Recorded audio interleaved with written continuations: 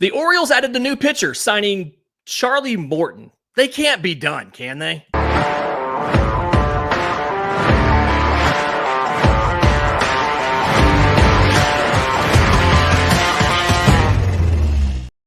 Yes, welcome on in to First Pitch for Monday, January 6th. Your source of news, notes, and updates on Major League Baseball. I'm your host, Lindsey Crosby. You can follow me on Twitter and Blue Sky at Crosby Baseball. He's Troy Brock, Troy B Baseball on the Twitter machine. And Troy, I want to get to where Jordan Montgomery might move now that Corbin Burnes is in Arizona. I want to get to the Dodgers maybe moving on from Gavin Lux because they signed one of what we expect is two different prominent international free agents this offseason. But first, Charlie Morton, 41-year-old Charlie Morton, signs a 1-year, $15 million deal with our favorite team, the Baltimore Orioles. And so the Orioles rotation now is Grayson Rodriguez, Zach Eflin, Charlie Morton, Dean Kramer, and 35-year-old Japanese free agent Tomoyuki Sugano. And at some point in time in the year, we don't know when, but at some point in time, they're expecting to get back Kyle Bradish and Tyler Wells. Tyler Wells had internal brace surgery in June. Kyle Bradish had conventional Tommy John in June of 2024. They've got to do more, right? Like this is not enough pitching for this team to move the needle in the American League East and actually win a playoff game, right? No, not at all. And it's the rest of the American League East has nothing to worry about with their pitching staff. And it's kind of like the Mets in the National League East. Like they're loaded up on offense, but their pitching is really not all that great. And they're in a division where they're going to need a lot of pitching if they're going to want to stay in the games, even with their really talented offense. And they've kind of been rumored to be kind of somewhat possibly maybe reuniting with Jack Flaherty, but even that's not going to be enough for their rotation. They're going to have to dip into some of that prospect talent whatever prospect talent they do have left, or excess of depth, and make a trade. Bring in Dylan Cease or somebody like that to just make a splash and actually add someone of note to the rotation. Yeah. To me, I wonder about Dylan Cease because they just went through this giving up players and a draft pick to get Corbin Burnes and weren't able to re-sign him. And getting Dylan Cease for 1 year feels like you're just running back that same situation. I would think this might be a situation where you could go out and maybe get Luis Castillo, because what do you have a lot of? You have a lot of infielders. The Mariners need some combination of first and second and third. And so you could trade. I don't know the exact contract status here, but I think Ryan Mountcastle has 2 more years of control left. You could trade first baseman Ryan Mountcastle, promote Kobe Mayo to play first base. Heston Kjerstad could also play some first base as well. So you've got options there. I believe Kjerstad ended up DHing a lot last year. So you've got options at first base. You could then go and you could trade, some of your infield talent. You have Emmanuel Rivera is in your minors. You've got options here, right? Like you've got guys at these positions, maybe Ramon Urias gets moved. You've got different guys that you can flip. Luis Castillo would give you 3 years of I believe it's 3 years of team control of a pitcher that is better than anybody left on the market right now. Would you rather have Luis Castillo, even the version of him in T-Mobile Park that he is, over Jack Flaherty? Like, would you rather have him over 41-year-old Justin Verlander? So it feels like they're going to have to make a move, a trade. But to me, I feel like another 1 year, like another walk year guy just means you're going to be in this exact same situation next offseason where you're trying to find more starting pitching.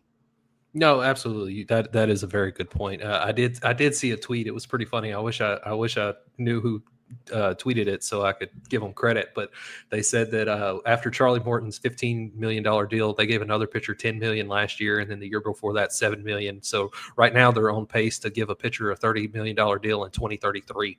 So it's they're on the right track, I guess, in 8 years, but it's just I'm with you. They do need to do something that's not a one and done, because we've seen they're not going to give the pitcher the contract that he deserves to stick around with the team. They're not going to spend, and they need to do that. We've already had this discussion, and they need to do that. Now, to their credit, reportedly, they did have an offer for Corbin Burns. I don't know if the money was more or similar or whatever, but reportedly they did have one. That was the rare situation where they could have gotten a qualifying offer guy without having to give up a draft pick. And they will receive a draft pick for losing Corbin Burns.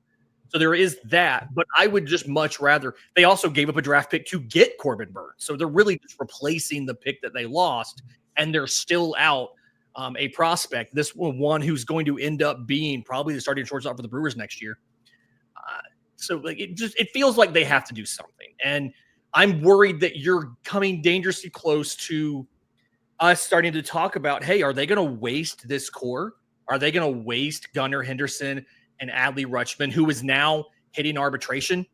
Like, are they going to, Cedric Mullins, I believe, is in a walk year. Are they going to be in a situation where they're going to start seeing guys that are getting way more expensive or walk? And the only real commitment they've given out is Tyler O'Neill, which was kind of surprising because they have so many outfielders already. And like, they didn't want Heston Kirsten to play every day. They put him on the bench.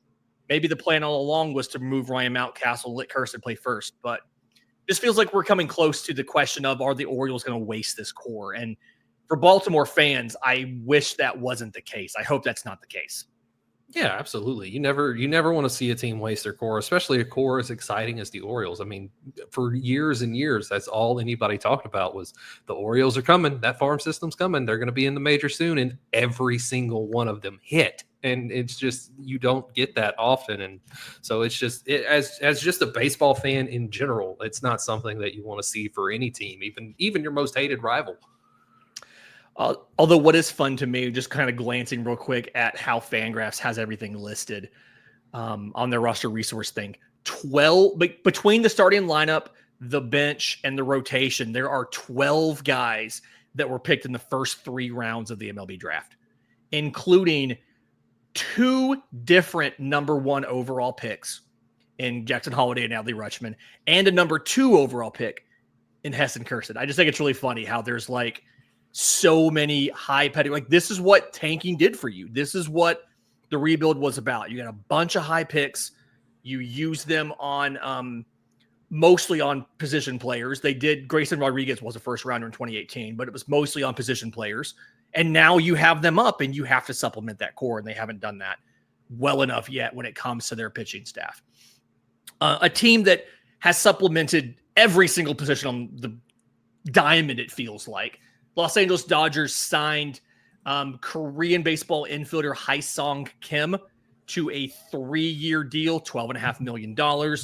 Has a 2-year club option for 2028 and 2029. I believe that would give him an additional $9.5 million. The 40-man move for this was former top prospect Diego Cartaya, the catcher designated for assignment. That was kind of surprising from the perspective of, just a few years ago, he was one of the top players and top prospects in all of baseball, but he forgot how to hit. With Kim, it really feels like Kim is, as of now, kind of going to be a utility piece. He's played multiple different positions in Korea. He's a guy, like the last 6 seasons, he was been with Kai Woom, who got a small release fee, like $2.5 million from the Dodgers. But he hit 309, 32 home runs, and for 6 seasons. But he also stole at least 20 bases every year, career high of 46, and won 4 Gold Gloves, 3 at second base and 1 at shortstop. Do we think that he starts the year at second base and Gavin Lux gets moved? Or do you think they're going to wait and see how he acclimates to the majors before they make their decision on what to do with Gavin Lux at second base? I think if they want to get the biggest return possible, they need to move Gavin Lux before the season starts. If that is indeed their intention, once Hai-Song Kim does get acclimated. If nothing else, just because Gavin Lux is apparently prone to tearing an ACL in spring training. That happened. Was it 23? Yeah, it was 23. That happened in spring training because everybody was making jokes about how dare the WBC take another victim. He didn't play the WBC, but the thing here, I can't remember a team that took a weakness and made it into a strength so quickly. If you remember, like the whole reason Mookie Betts got moved to shortstop last spring was because Gavin Lux was so bad and they had no other shortstops to play. You know, Chris Taylor is 34 years old. He can't do it anymore. He can barely hit his weight right now. And so they moved Mookie there, but then they go out, they get Miguel Rojas, who'll be back at age 36 season next year. They go out and they get Tommy Edman. He can play both center field and shortstop. He is slated to be their starting center fielder. Mookie is going to spend the whole offseason getting ready for short and then play short. And now they have Hai-Song Kim, who, while mostly being a second baseman, has played shortstop.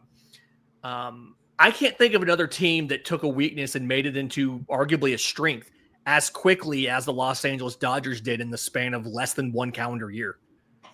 Yeah, absolutely. They have completely turned that position around and just have they're spoiled for choice, as Gordon Ramsay would say, on who's going to play shortstop right now, and really they can't go wrong with any of them outside of defensively here and there.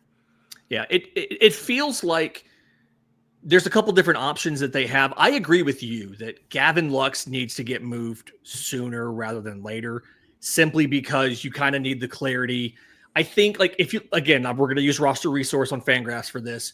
They have Andy Pages as starting off in AAA, which I have Andy Pages in fantasy, so I hate that. Like in Dynasty Baseball.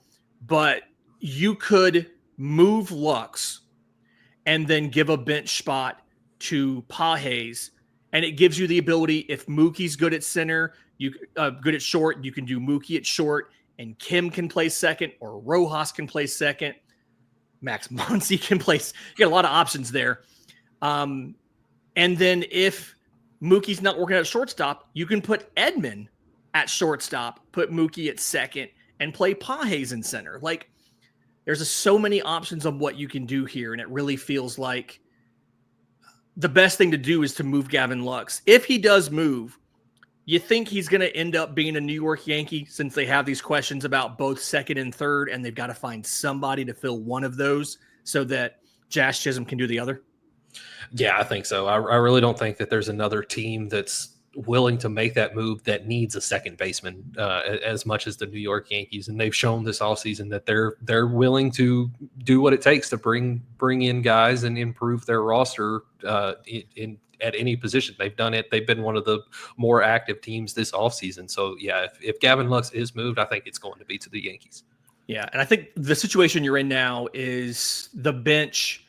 Like, third base in the bench right now is Oswaldo Cabrera, Oswald Peraza, DJ LeMahieu. None of those options really give you a ton of confidence. I like Cabrera the most out of the three of those, but he's better as a super utility who can play a bunch of different places. I think 23 was the year where, like, he tied for the team lead in outfield assists despite playing like 40 games out there. If you're able to get Lux, because of his arm, Lux has to play second. He can't play third. But you can then put Jazz at third. His arm's good enough for both. And that gives you the ability to either go ahead and just eat the money on LeMahieu. Boone talked him up a little bit this offseason. I don't really know what that's about. He's 36 years old. He's not that same guy, not that batting title guy. He batted 204 last year. But you can either move Peraza back to the minors. He's out of options. You probably have to DFA him if you do it. Put Cabrera back on the bench. Get rid of LeMahieu, something like that. And it feels like your defense is significantly better. I know Lux isn't the best second baseman in the league from a defensive perspective, but you had some stats before we started recording. Offensively, he was really good down the stretch, kind of overlooked a little bit on that team with Shohei doing all of his stuff, but Lux was really good down the stretch, wasn't he? Yeah, from July 1st onwards, he had an OPS of 839 from July 1st onwards, and then over the second half of the season, he had a 152 WRC plus, which was the best among all second basemen and 13th overall in baseball. So he I don't had think a I second realized he half was that good. Exactly. Nobody realized he was that good. He's on a team with Shohei Ohtani, Mookie Betts, Freddie Freeman. Like he's going to be that good. Nobody Oscar will know about it. Hernandez, and Yeah. you can just keep going. You can just keep going with names. Like there's so many Will Smith, and there's so many Right. dudes that were so good on there. And Gavin Lux did really well. And is it worth just keeping Gavin Lux and saying, hey, we have more guys than we need, but that's a good problem to have? Or do you capitalize? Like if you move Gavin Lux, what are you trying to get in return?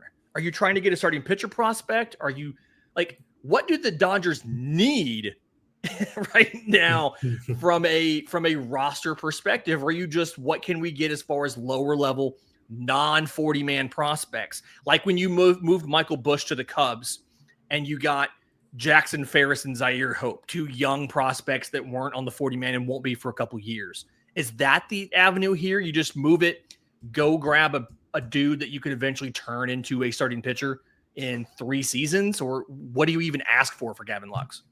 Yeah, that's. I mean, the Dodgers definitely need some more pitching prospects. Their offense is pretty set for many years to come, with all of their guys pretty much under contract for the next better part of a decade. And it looks like unless Gavin Lux is a Super 2 next year, that he will have 2 years of eligibility left. So, I mean, their return would be pretty solid for what he's done offensively, especially, like we said, over the second half of the year. He finally found his footing after missing all of 2023.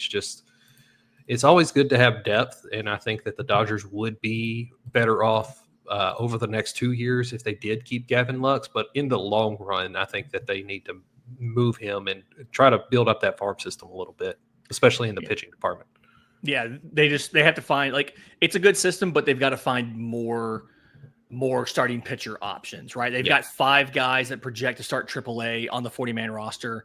Bobby Miller was awful. I don't know what happened there. Worst ERA in baseball, right? But like Landon Knack, Nick Frosto, Justin Robleski, Ben Kasperius, and then some guys that could make it up, that are in their lower 12. I feel like that's the next level. That AA level doesn't really have a lot of prominent prospects unless you're a believer in like Peter Hubeck and stuff. I feel like you get to the low minors, you've got, Maddox Bruns and high A and things like that. But your AA level is kind of the level you'd be promoting the guys to AAA and to the majors. That's where you're kind of missing. So maybe going to find a guy that's a year or two away from the rule from 40-man eligibility would be the right move there.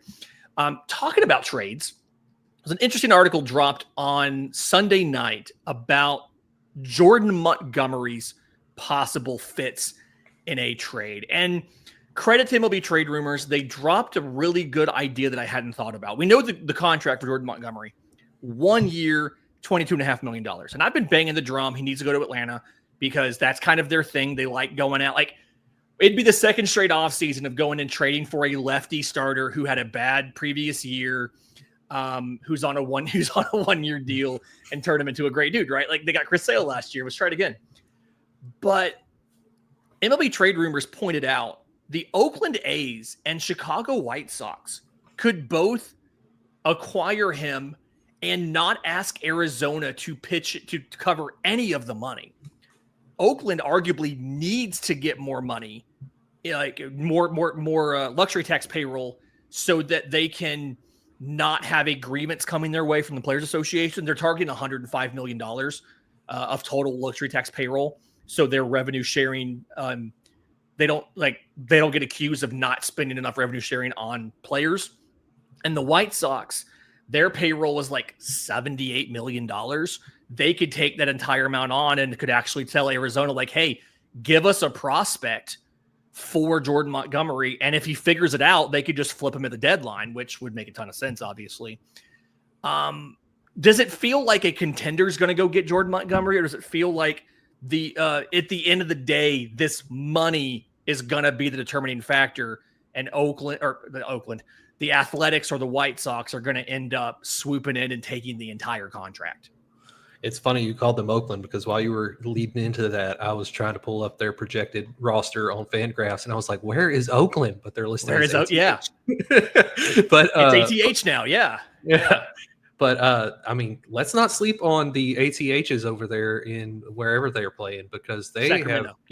Sacramento. They have quietly. I mean, they've got a good offense. We saw that in 2024. They had a Lawrence solid Butler was offense. fantastic down the stretch. I Lawrence really like Butler. the young hitting talent they've got with Lawrence Butler, Zach Gelliff, Tyler Soderstrom, Shea Bangaliers. Instead of like I like the young hitters they have. Sorry, go ahead. No, you're good, and Shea Langoliers pretty well too. But they've also upgraded their pitching rotation. They have Luis Severino, Jeffrey Springs, J.P. Sears, and Mitch Spence, right? Yeah, and Joey Estes, and another Atlanta guy, former Brave.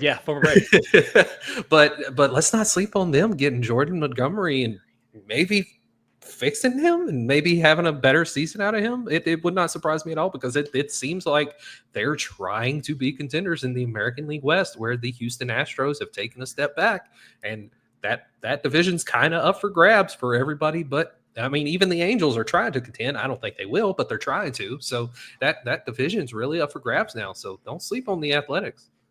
Yeah. Jordan Montgomery was really good in his career up until last year. And I think the 3 previous years, what was it? His ERA was like 3.48 over his past 3 seasons and like 90 something starts. He won a World Series in 23 with the Rangers. And I believe he's actually mentioned that signing so late in spring is part of the reason he was so bad. He just never really, he tried to accelerate his ramp up. It didn't work out well. And he struggled and just never really figured it out. And so I'm a believer that Jordan Montgomery can rebound. That's part of the reason I want him to go to Atlanta, right? They need one more starter that you arguably could use in the postseason. Speaking of, if you're watching this and you want to hear me talk more about that, today's Braves Today podcast is all about Charlie Morton leaving and Atlanta needing to go out and trade for Jordan Montgomery. So go check that out wherever you get your podcasts.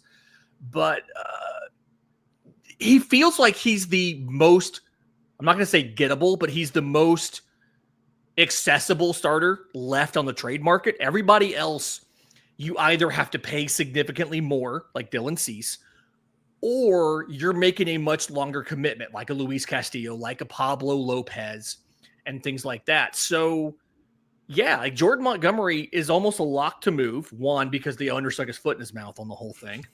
But 2, I mean, now they've got like 6 starters to start the year between Burns, Gallen, Merrill Kelly, Eduardo Rodriguez, Brandon Pfaadt, Ryan Nelson, and then Jordan Montgomery's still there. So, yeah, he's going to move. And I still think a contender is going to be the one who makes the winning deal.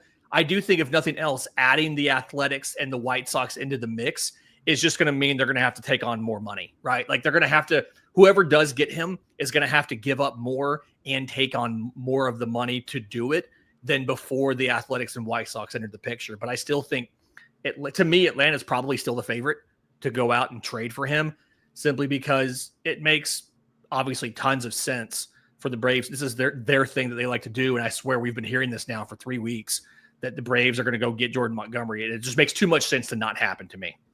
Yeah, absolutely. I could definitely see him going to the Braves. Like I've said multiple times, the Braves are one of those 3 teams that are in the upper echelon of pitching factories where guys could go there, even if, especially guys that were good before and had a down season where their team verbally gave up on them to the world, and they can go to Atlanta and find things again and be a Cy Young winner.